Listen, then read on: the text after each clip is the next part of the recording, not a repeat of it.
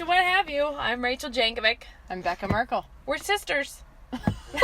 So there's a news In case you came late to the podcast, you should know we're sisters. Becca's older than I am by 4 years. Should we go back through and talk about our height and weight and hair color? I'd rather not disclose my weight. Since I was just telling her I'm on my destination 10 pounds. You know, my destination is more than 10 pounds, but I am being real diligent right now. Well, I am at the place where I get stuck since having children. Mm-hmm. I have lost weight many times because it's part of the facts of life. It's part of the facts of my life. It might not be it's just having babies and coping with stress of a new baby by eating all the apple crisp. Mine is not babies. At least I can't say it's babies. My baby is 13 years old. But it doesn't have to be a specific baby. It's a post-baby life. Yeah. At least I never had the same issues before having kids. I'm just assume it's combination age and having had kids and metabolism shifts and everything. See, that's the thing, is that I was pregnant with Knox. We found out right around my 21st birthday, which basically means my pre-baby self was a teenager. Yeah.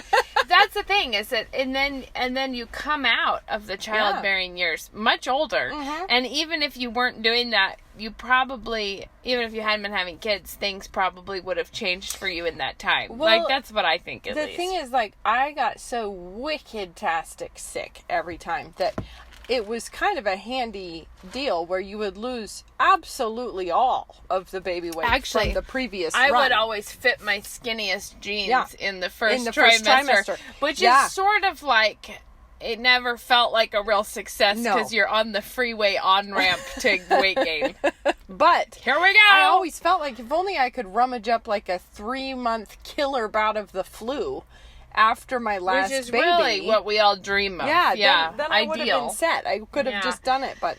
And man, wouldn't that have been easy? Wouldn't it? Wouldn't it have been easy for 3 months to be... It takes no toll on the family. No, and actually, the amazing thing I thought about morning sickness is that I would lose weight, but nowhere near as much as I would have at any other time. Yeah. If you had been like, what's on the menu for today? Well, you can keep down 1 ice chip and half of a strawberry. Half a strawberry. And then that'll last you for the day. One of the times I ended up with an IV when I was really morning sick was because the doctor was like, tell me what you've kept down today. And it was kind of like in the last 3 days, I think I was like, it might have been a strawberry, but I can't be sure.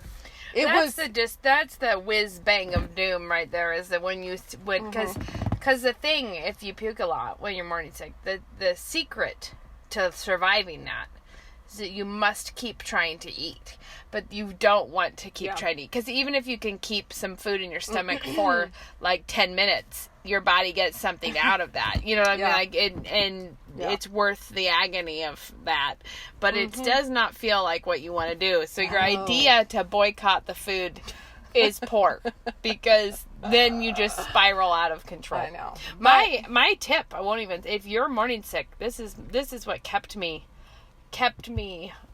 I would be on that borderline of needing an IV a lot. Yeah. But I didn't. And I think my magic secret was You never had one? No, I did. But, I mean, times when you didn't? I often didn't have one, too. There were times when I did not have an IV. When I did not have an right. IV. And in those times, I think one of my best tips, I didn't even get to it until my last 2 pregnancies. So, guys, I put some time in finding this tip for you, was to buy nice water bottles. When I say to do it, I mean have your husband do it, because I didn't do anything. But he would go, and they had to be nice brand, because Smart Water, I still can't look at Smart Water from Walmart without feeling sick. Smart Water was gross, and I couldn't do Smart Water, and I don't approve of them at all. Wow, my children are texting me, can you get Band-Aids, please, and peppercorns? What? Who needs a peppercorn? I'm wondering. Anyways, the thing is, there was Fuji water. Is it Fiji? Fiji? Whichever it is. I think it's Fiji. And that was a good one. I could drink that one.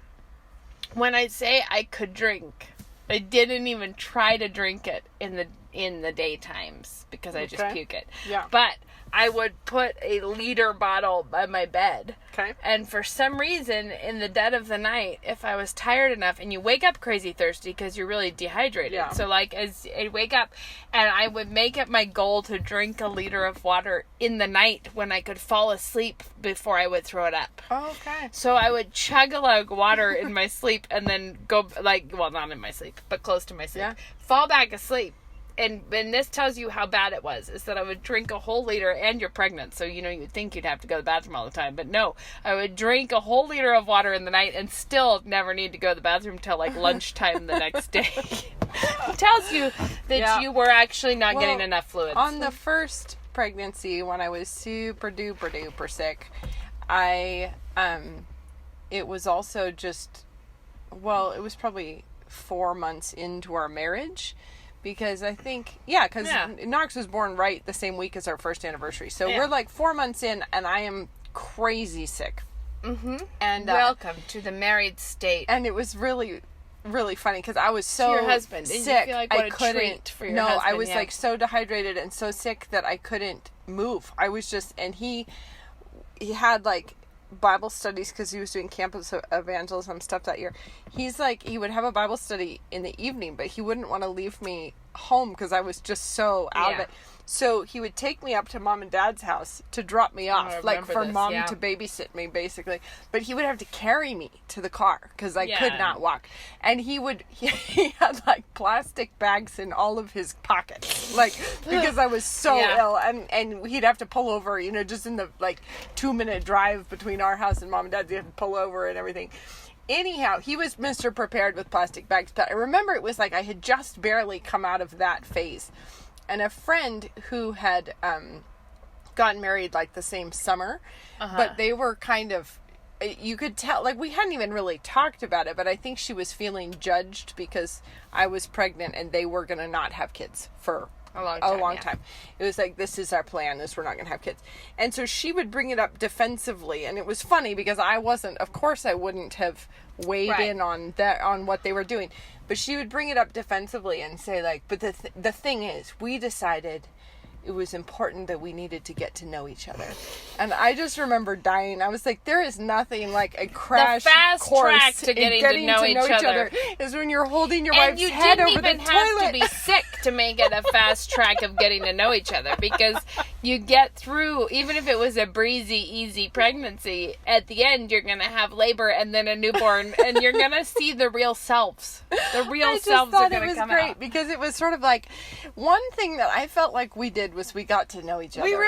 It's like I got to see exactly what Ben was like when he had a crazy sick wife on his hands. Morning sickness is a magical thing, and I remember people would very kindly, you know, like it was really sweet. People would be like, you know, could I bring you dinner sometime so that give you a break from cooking? Mm-hmm. I remember thinking, I'm sorry.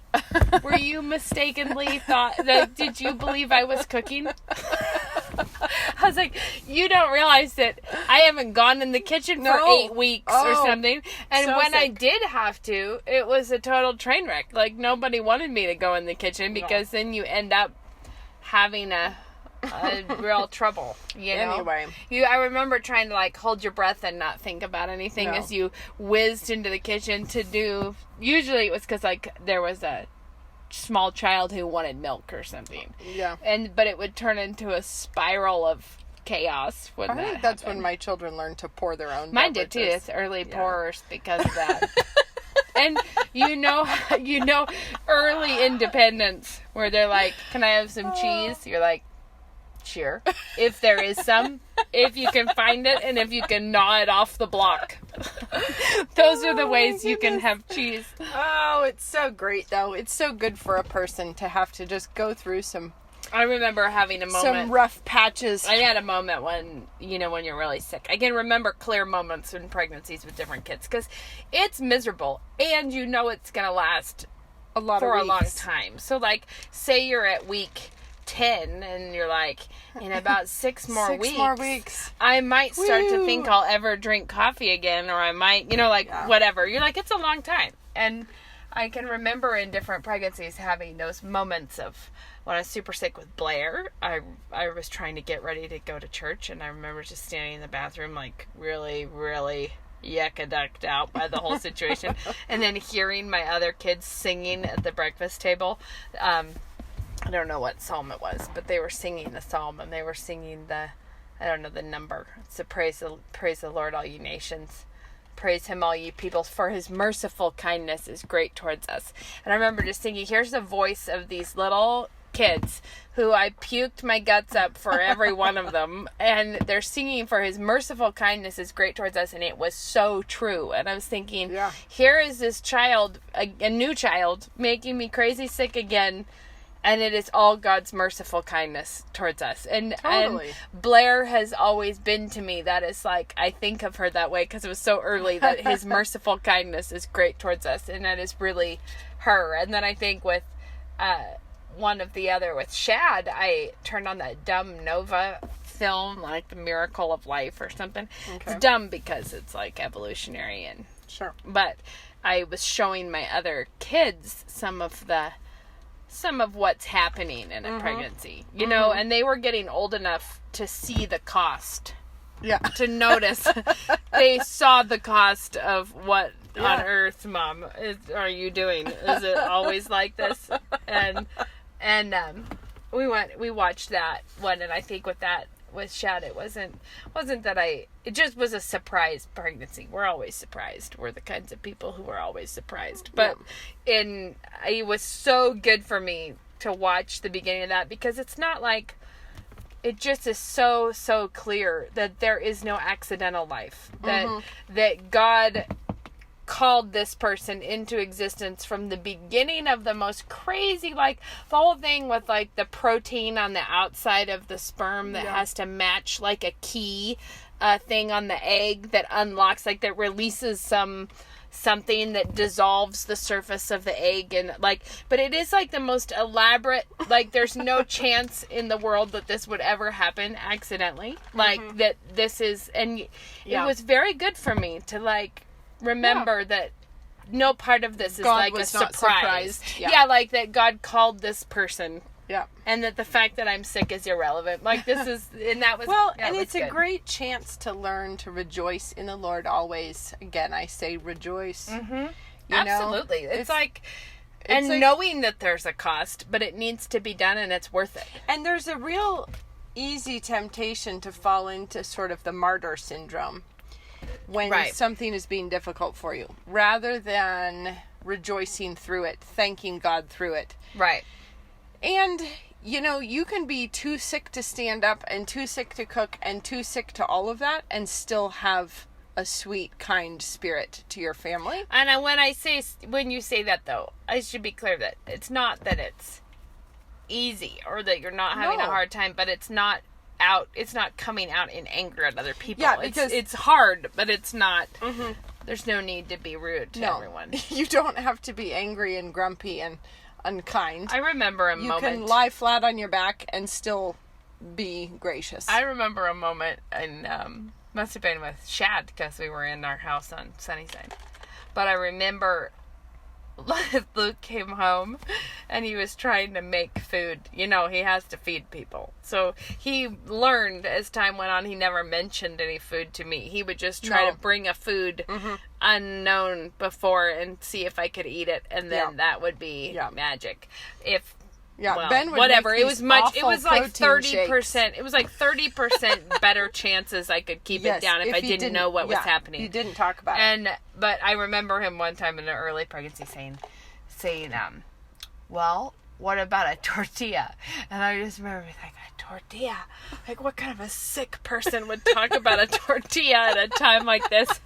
And when you think about it now, a tortilla is pretty inoffensive as far as foods go. It's not real strong in any direction.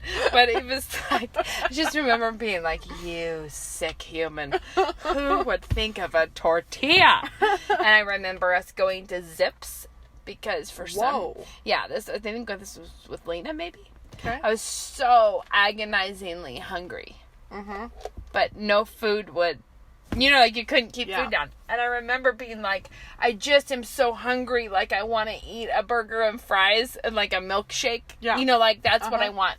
So we jump in the car and we zoom to Zips, and then I cried in the car about not being able to eat a hamburger. I think I like tried to take a bite and puked it in the parking lot, and then I wept over my dreams of eating a burger.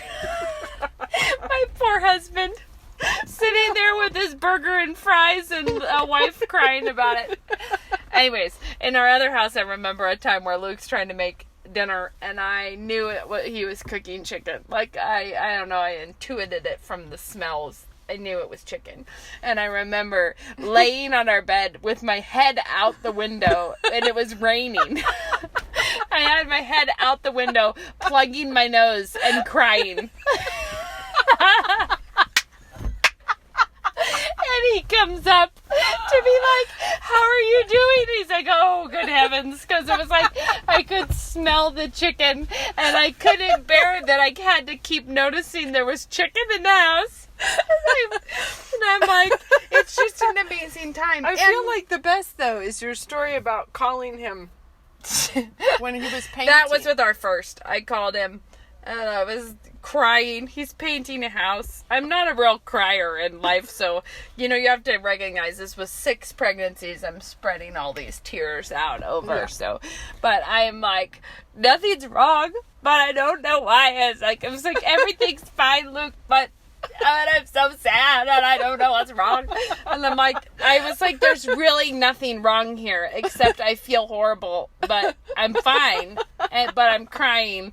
But that's why I called you, because of that.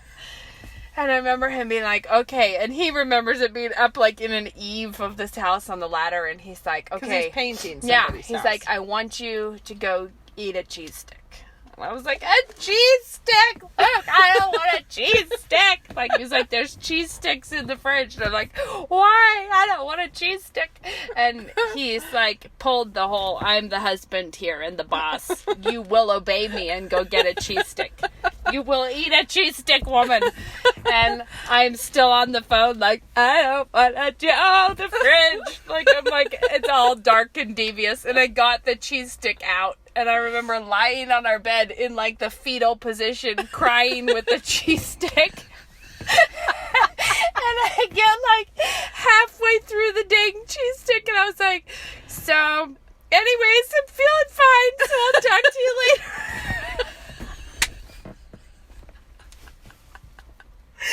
Not sure why I was just crying about the cheese stick or anything, but having gotten some protein in my body, I no longer am despairing of life. So we'll talk later.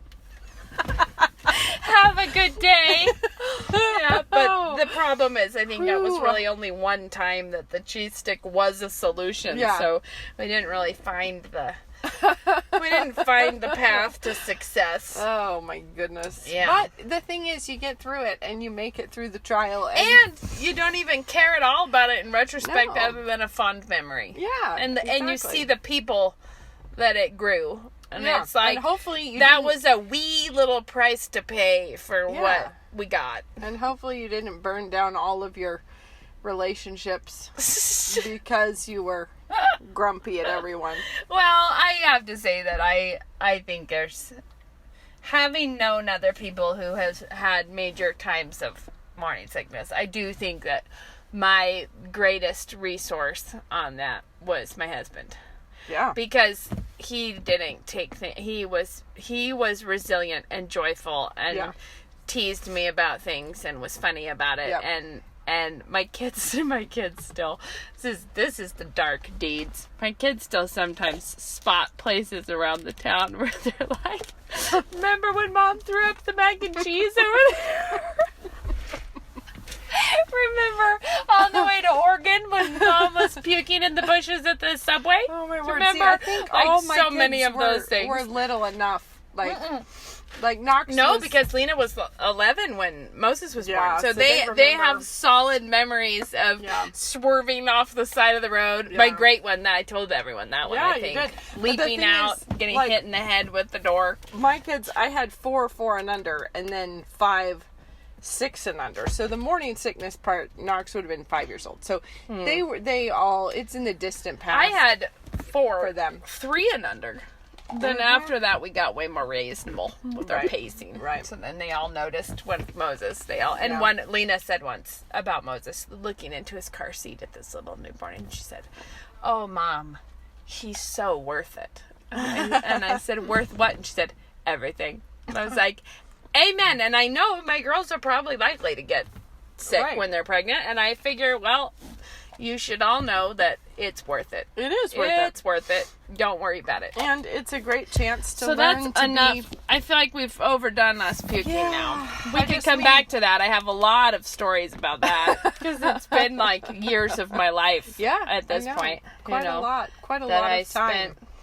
Exactly. High Point. I actually should share this one because it's funny.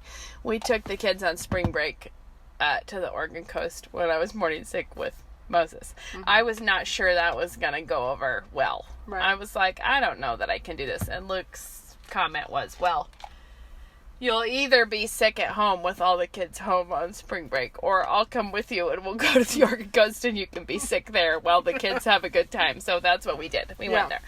And one day we went to go out to dinner at the place they like to go, which is, think of this, Moe's, the seafood place. Oh. Right? Like, famous for clam chowder. Oh, no. Woo, doggy. Nobody wants to go there when you're morning sick.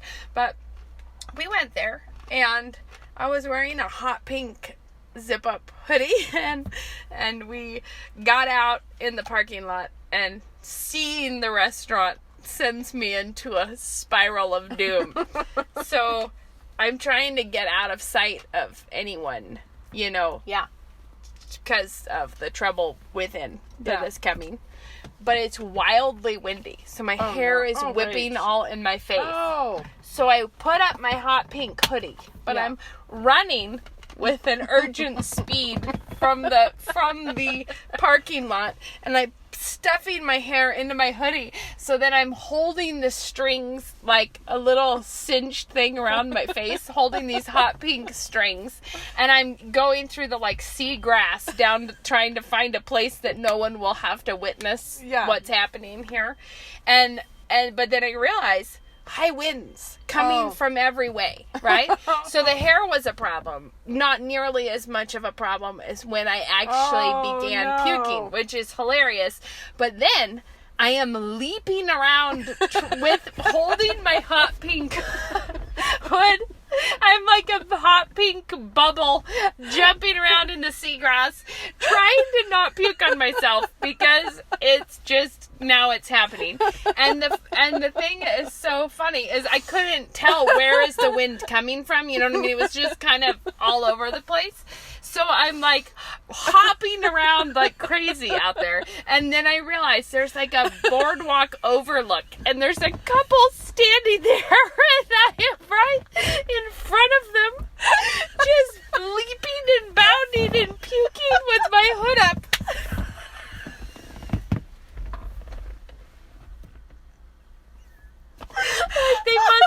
They must have come out from the restaurant for a nice sea view. Probably for a nice anniversary dinner. And I was able to bless them with a little work out there.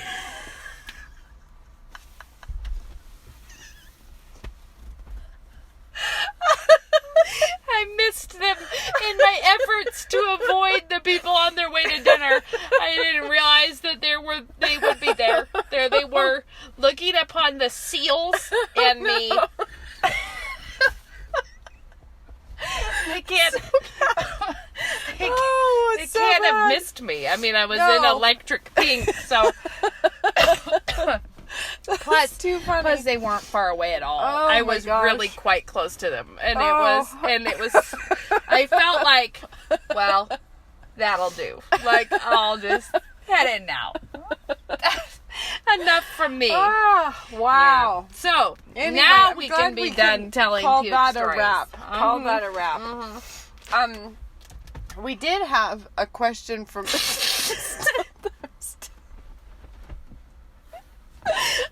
to bring this in for a more funny. reasonable landing. Oh, boy. No, we did have a question from somebody about...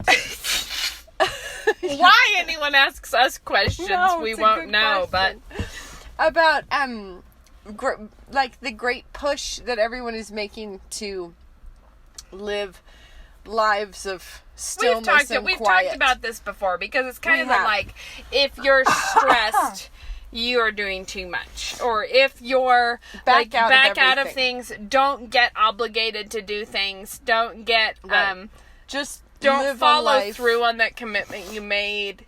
Yeah. Or don't make any commitments so you won't ever have to follow through on Basically, you want to live life like coasting down a gradual hill. But don't you think it's pretty, it's something that has definitely been glamorized for us in the, like, this is what someone like Gwyneth Paltrow probably works on all the time. Well, it kind of seems to me to go a little bit with minimalism. Yeah, minimalism, like, you don't want to carry the stress of all the things, and, like, probably you should just be having a nice glass of wine in a vineyard in France somewhere, and that would be the right way to live. Or just take a deep breath and relax, and don't stress yourself out with duties. Spend time on yourself first, you know, like exercising and wellness and thought, like, but just keep yourself calm and Yeah.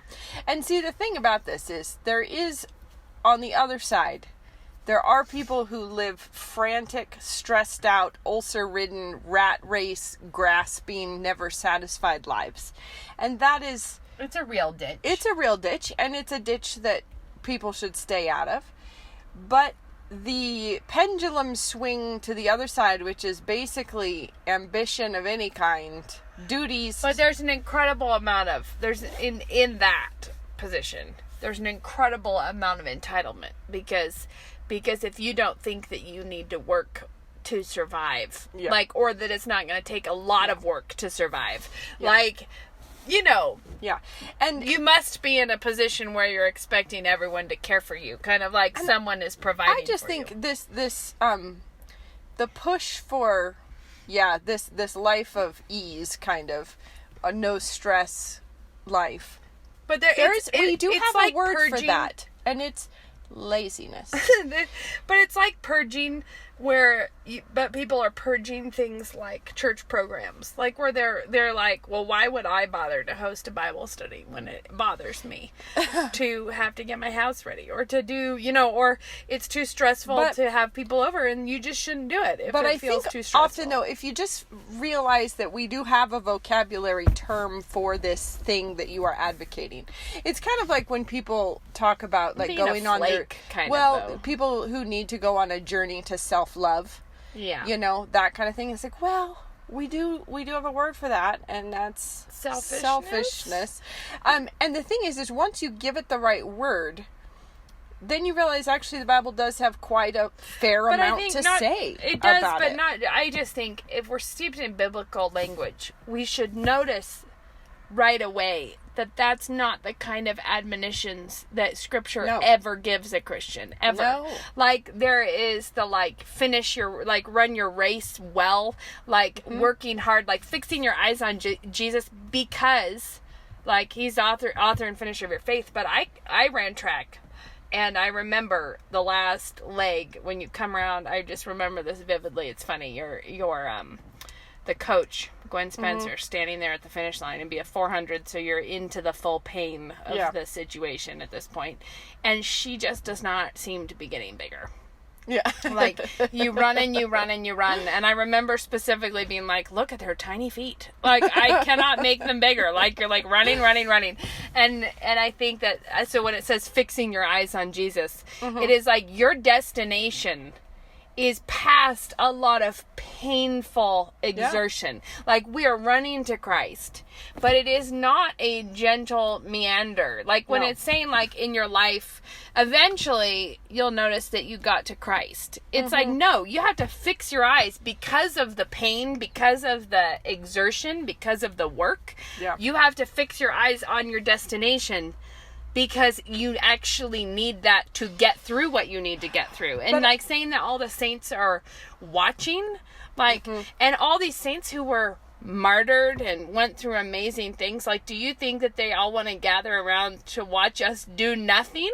Like, as we kind of just drift with the current to Christ. Drift into the kingdom. You know, like, ride your lazy river inner tube to Christ, fixing your eyes on Him. But see, I think what happens is they see people who are running in the rat race, and the destination is their own ambition and their own wealth and their own success and their own advancement in the world. And that is true. It's just a hamster wheel. But it's like it's a also, sad life. The problem with that life is not the fact that someone is running their heart out. The fact is that they're running their heart out for the wrong thing. Yeah. And totally. so you don't fix it by saying, well, I'm going to just pull up a lawn chair. Well, it's like sit here. It's like any really brave Nazi soldiers who gave their life. It's not the bravery was the problem. It's the wrong side you were fighting for. It's like, it's like you could say, oh, see, that's why it's wrong to fight. And it's like, no, it's wrong to be wrong. Yeah, and our job is to build the kingdom here, and we don't have very much time to do it. No. And it's sort of like, I feel like you should die with your hands dirty, you know? Well, yeah, as much as you possibly can. Yeah, because, and then think of how much the book of Proverbs has to say about go to the ant, you sluggard, you know? When you go to the ants, consider his ways and be wise. Have you noticed, if you go look at an anthill, what you don't see is any of them reading a novel in a beach chair. Like, there's a lot of hustle, and there's a lot of bustle. And there's a lot of, like, we're getting it done. Like, we gotta hustle. What was it? Wasn't there a video of an ant stealing a diamond? Yes, stealing a diamond right off of the desk. It was amazing. It was sort of like struggling past the keyboard holding a diamond. But I think the thing is that Scripture doesn't ever say, you know, like, from Paul, like, and another last word to you, like, take it easy. And make sure that you're having enough time to just sit around and reflect on nothing. Like it's just No. It is outside of the Christian life vocabulary. Yeah. And this is not to say Christians may never have a vacation or relax or enjoy God's creation or see, you know, like, obviously that fits right in with the concept of Sabbath rest, and it's like it's good to rest so that you'll be equipped to work. But I think the bigger thing, if you assume that it's important for Christians to be working and to be working hard and to be making a difference and building the kingdom wherever you are, then one of the things that I think you're more likely to struggle with is the pendulum swinging in your own emotional,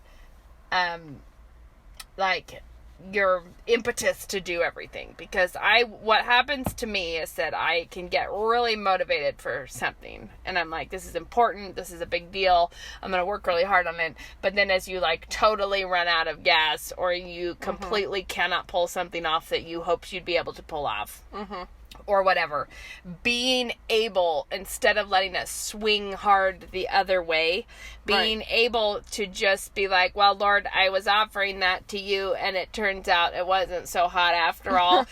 but instead of taking it really personally or getting really whizzed up about it, being okay with your own failures when you have big goals. Like, it's like, okay, I'm working hard towards this, but it turned out I did not have the energy to make this happen. And I'm not going to feel guilty like I'm supposed to be a mindless robot that never has any times where it's less productive or more productive. You know what I mean? Like, and I think that that's far more difficult as a Christian, to keep that in balance where you're actually honoring God when you're so tired you're not getting much done, and you're honoring him when you're energetic and working really hard. Like those things, and that's hard. The whole thing is we are all of us climbing a mountain, and we're creatures with limits. Yeah. And there are times when you have to sit down and catch your breath, and there are times when you have to gut it out, and you can't stop and catch your breath, and you do it while praying for a second wind. Yeah. And the thing is you have to keep your eye on what it is you're trying to do, which is climb this mountain.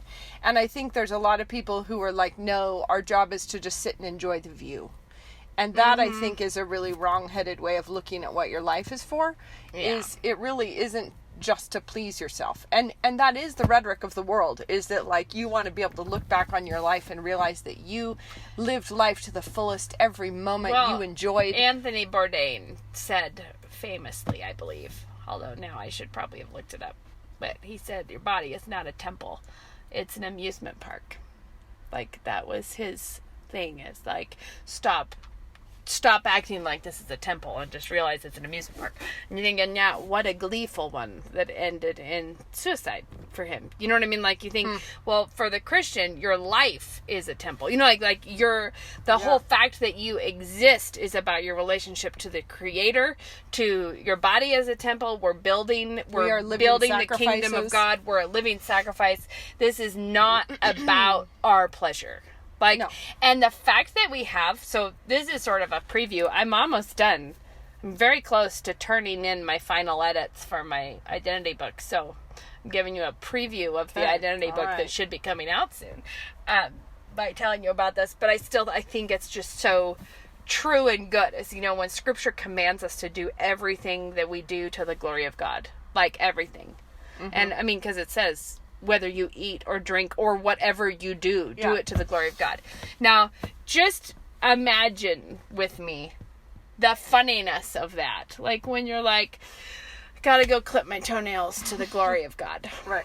You know, to the glory of God, I'm gonna go, you know, some really petty things. Yeah. You know what I mean? Like, I'm gonna put a slice of cheese on this saltine to the glory of God. I'm just glorifying him now in this. And it's funny in the sense that it is like hard to imagine that being glorious in any way. Do you know what I mean? Like, I don't see any glory here. But what I love about it is, well, Christians often feel like that's God demanding so much of us. Right. And when we're talking like this, like we should be working all the time for the kingdom, the unspoken part is to the glory of God. Do you know what I mean? Like, we're doing this to the glory of God, his work to his glory. This is what we're doing. And people can think, how selfish of God. Right? That he would create us, that we just had to glorify him forever and not just enjoy, not just be relishing these moments that we can have all by ourselves without glorifying him. You know, like, why can't we do or have our own lives and live our own whatever? And so, and this is a chapter in my book just about that glory is toxic to people. Do you know what I mean? Like the thing about giving glory to God. But what is not toxic to people, obviously, that verse in the Psalms about thou wilt show me the path of life. In thy presence is fullness of joy. At thy right hand are pleasures forevermore. Yeah. And this is a thing. When everything that you're doing is to God's glory, that is a way of saying live in the presence of God. Right. Like, live everything that you do. If you're getting a drink, do it in the presence of God to his glory. And the thing is that it's not that God created us to give to him everything. He created us for him to give to us. Well, it's also that this is like Piper's Christian hedonism. Where yes, totally. If you were to pursue pleasure, you won't get it.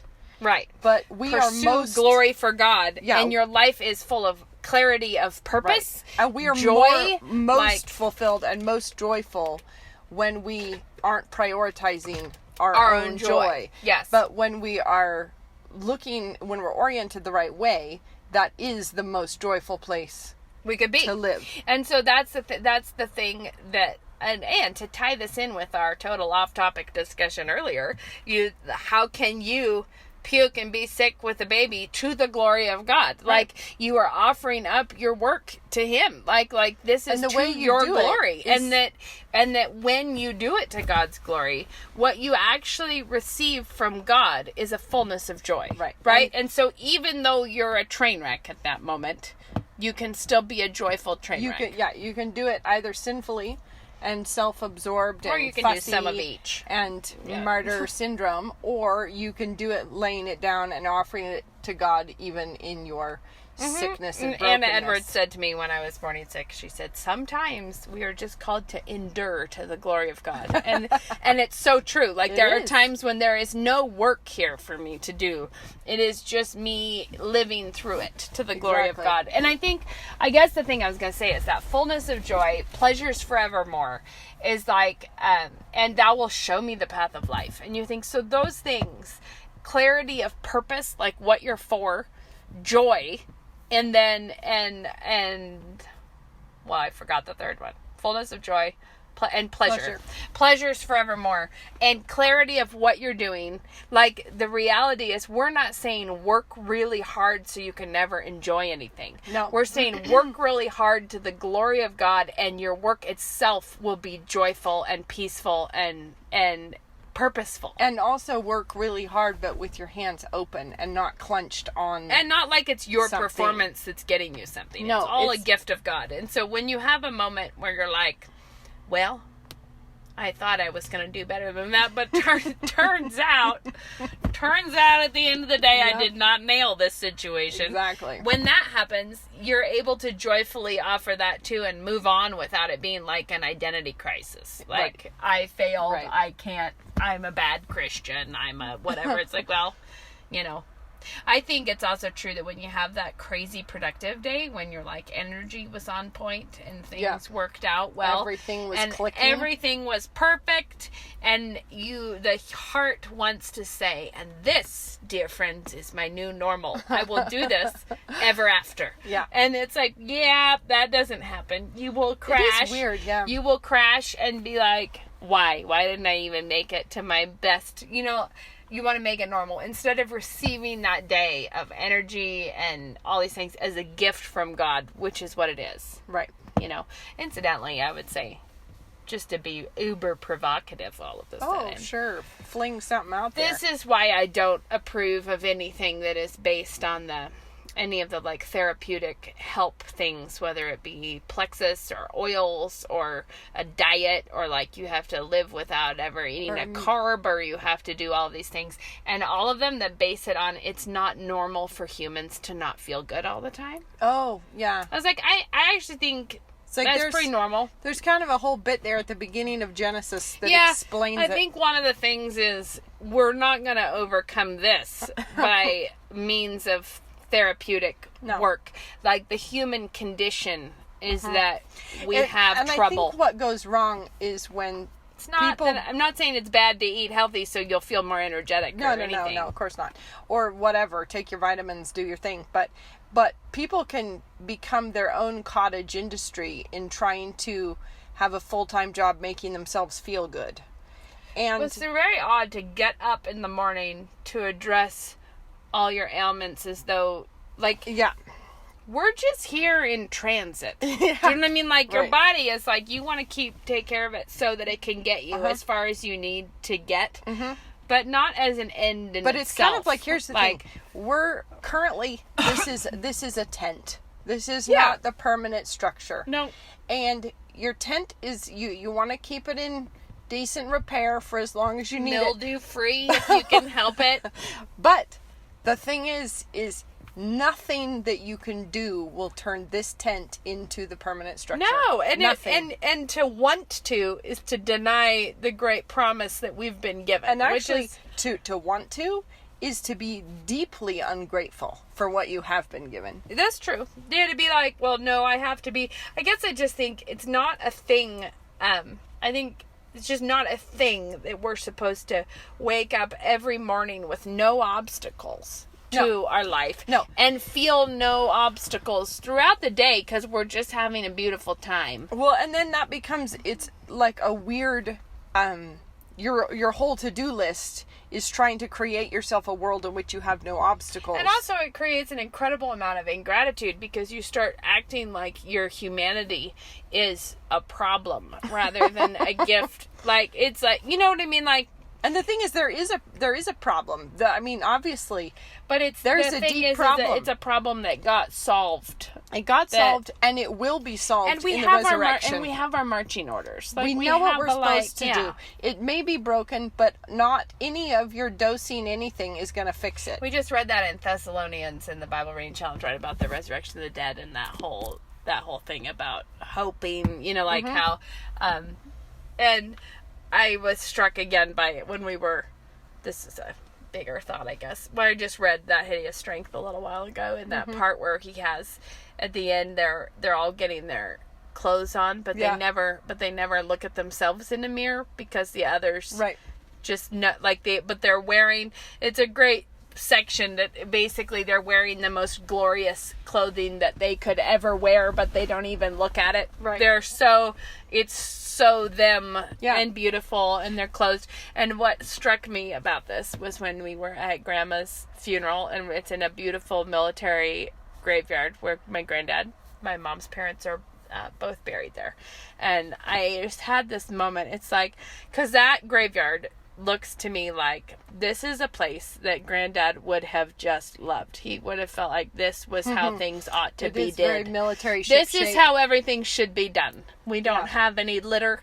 We don't have any crumbs of leaves anywhere. We have pristine, perfect, beautiful military. And he was in the Air Force, and so that when the day of his funeral, it was the huge contrails all in the sky. It was beautiful. It was like exactly what he would have wanted. And it just struck me all of a sudden when we were there this time, thinking about, oh my word, in the resurrection of the dead, the military graveyards are going to be full of the most glorious people. Like when you think of, got interrupted by a little phone call there. Whatever I was saying is, it struck me about this military graveyard that when these saints come back from the dead, this is going to be a glorious sight. Like when you take the most brave, strong heroes, you know, like any military grave, you know, wherever you think, like when you pull them all at one time and they're looking their best in their most beautiful resurrection, you know, like that moment. I think this is going to be a beautiful place to be during the resurrection. Yeah. And the thing is if you really want your humanity fixed, we know how to do that. We know what you should keep your eyes on. You know where the goal is, because that goal is not this side of death. You have to aim you're talking for about the resurrected state. You have to live well now. Yes. To get to that. No, fix your eyes on Jesus and think of all these saints that are around us watching, that we might finish our race well. And if you want to try to pull basically the resurrected state to this side of death, then you're fixing your eyes on your own. The body that we have right now that is so much less than what we're being given. Right. Like, why would you get so excited about this one? But also, without the grave, you cannot have resurrection. Like, no. And so it's futile and pointless, and the whole thing crumbles around you. And you can see this from all the people that devote their life to trying to hang on to their life. And weirdly, when it starts getting into all these cosmetic surgeries and things that will not make you live longer. No. They will just try to make you look younger while weirder. You get old. You'll look weirder as you age. I think that I read part of an article when I was waiting for my girls getting their haircut. I can't remember what magazine it was, but it was just so sad and desolate and embarrassing. And it was some woman who's part of some big, you know, it's like BioViva or something. It's like stem cell. But she flew herself to Mexico or somewhere to inject herself with a ton of stuff. Like, she's trying to find eternal life. It's on the radical edges of longevity. It's like trying to live forever. It's like weird. And she did this without telling any of her family, and she like flew off to get all these injections and things to try to live forever.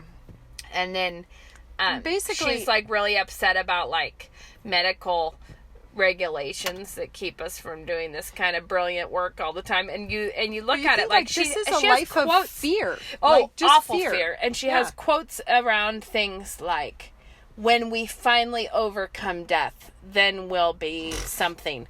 And you're like, it's too bad you missed the news about how this has been handled. Like there is good news, and what you're doing is not good news. It's just like sad, and I'm sure news. It's all associated with like the abortion industry, sure it's stem cell. evil. So what you're looking at is like a disgusting preying on the young to try to live forever in our own. It is really, really sad. But my point is, it is like that. It was an extreme example of all these wellness things, wellness gurus. But that's the end of that road. Yep. The end of that road is like we're trying to self-propel, like resurrection bodies. We're trying to find ways to get younger and younger. Spend this body wisely. Spend it and spend it hard. Yes. Just use it up. Like that. And don't do the thing of taking your talents and burying them in the backyard where they'll be safe. Spend it and take risks, because that is what the master asked. Yes, and us. I've already mentioned on the podcast a book I read recently called Evidence Not Seen, that was an autobiography of Darlene Diebler Rose, and it's really, really good. Okay. But she was a missionary who ended up in the Japanese prison camps during World War II. But there's this moment when you said spend your body. It was like, this is an example of someone who did that in an awesome way. That was like, these rabid dogs would always get into their camp, and at one time they were all in the trenches trying to, because bombers were coming over, which is sad because they're like American bombers and they're Americans there. It's a sad time.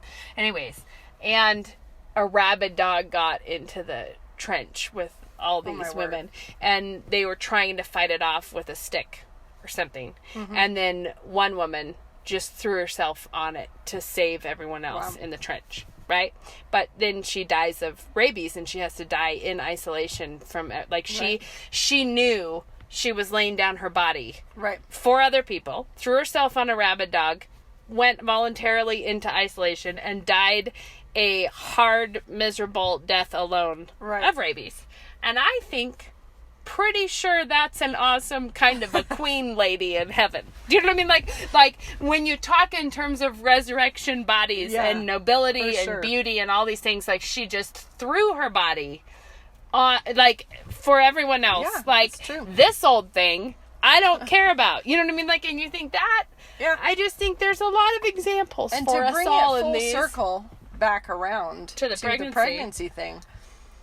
That's an example. It is an example, but there's a lot of people who aren't willing to spend the stretch marks, to spend the, thickened middle, to spend the baby weight, to spend 3 months of puking, whatever it is. And it's, if that's something that, obviously. But the cost could have been 10 times more what you have paid for it and be still worth it. Yeah. Do you know what I mean? Like it could be so much worse than what we went through and have been. And so it has not even a question. It has nothing to do, just to clarify, with saying that those who are mothers are better than those who are not. It's not like that at all. But there are a lot of women who are unwilling to make the sacrifice, and we do live in a country that despises that sacrifice. No, and that is that like, says prioritize your own self over anything else. Don't get into one of these bad situations where you've maybe given your life away. Yeah, we've been talking kind of a long time. So let's do a quick tip, like back to school tip. Oh yeah, that's in a week for me anyway. Our kids. Well, college already happened. I just am trying some new things for lunch packing this year. Okay, I tried when I made like a stromboli for dinner and froze a bunch of it in slices in the fridge. Turns out the kids are eating it before school starts, of course, but it is working well as a small item. Stromboli? Well, it's like a sausage. Cold? Yeah. That's great.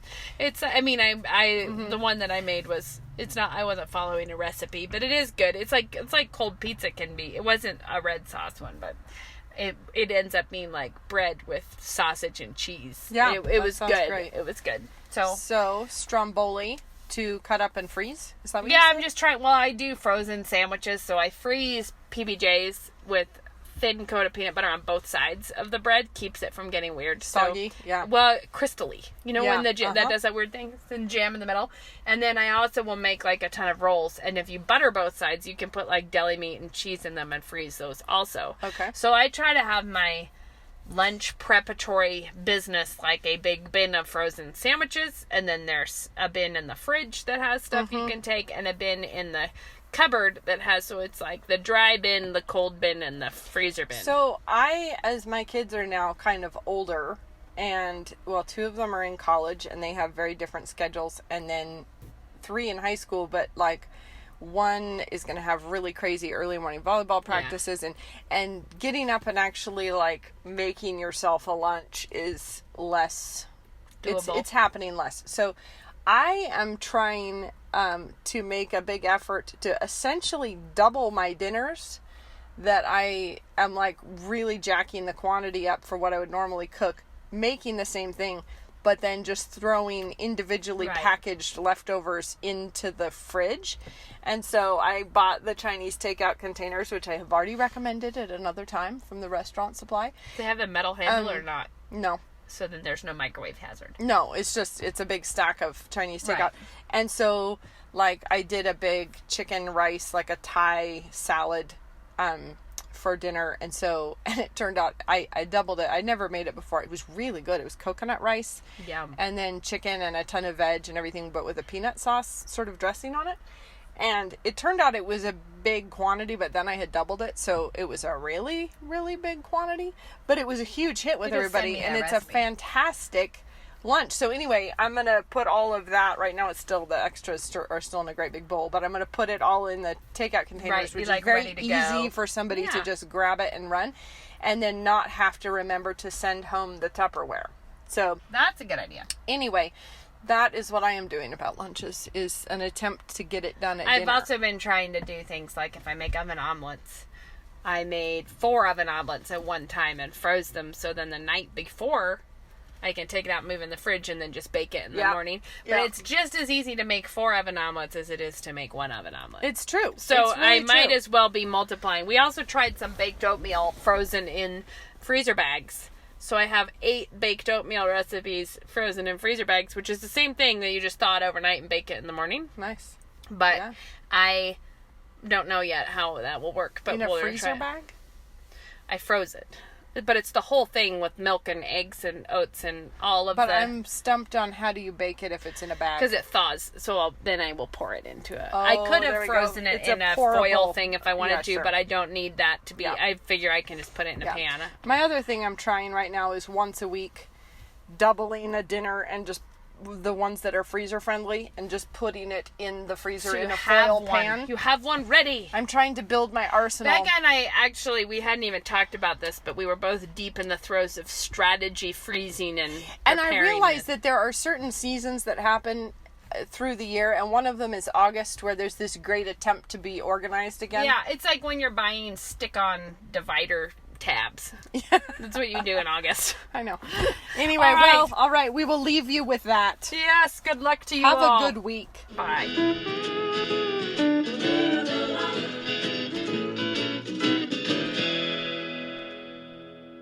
I'm a 2009 graduate of New St. Andrews College, and I'm a commercial property manager. 3 kids at Logos, 1 at home still, and I do flowers on the side out of our house. When you have these little people that you're responsible to shepherd, you realize I need to know what I'm talking about because they need to have a firm foundation and they need deep roots so that they don't get blown over and that they're ready to stand up for the truth. I am a programmer. The language aspect of NSA is a fantastic preparation for any sort of programming. I'm a real estate broker here in town. I think absolutely the perfect education for being in sales of really any kind. I actually put it to a lot of great use when I was working in the political realm. I am a pastor in Central Coast, California. Whatever vocation you take, it'll make you take that seriously because you're seeing it through the lens of the sovereignty and lordship of Christ. To learn more, visit us online at nsa.edu.